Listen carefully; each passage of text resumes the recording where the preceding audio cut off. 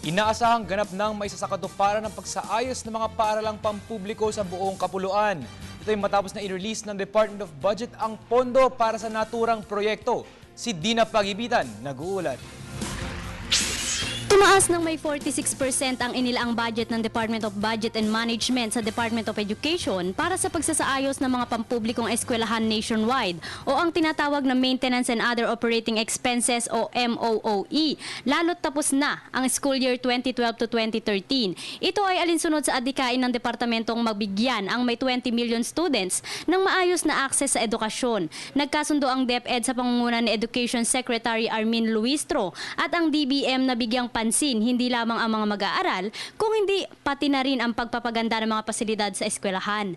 Kabilang din dito ang pag-hire ng mga gurong competent para sa dekalidad na pagtuturo. Prioridad ng nasabing MOOE ang elementarya kung saan tumaas ang populasyon ng may 68% o 6.7 billion mula sa 3.97 billion noong 2012. Samantala sa high school naman, mula sa 3.85 billion noong 2012, tumaas ang bilang ng mga estudyante ng 4.75 billion o may 23%. Nagkaroon din ng pagtaas sa pondo para sa in-service training for teachers o INSET na may kabuuang 337 million pesos. Tiniyak naman ng pamunuan na DepEd na babantayan nila ang distribusyon ng nasabing budget.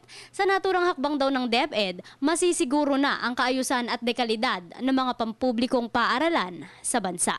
Para sa Telebisyon ng Bayan, ako si Dina Pagibitan.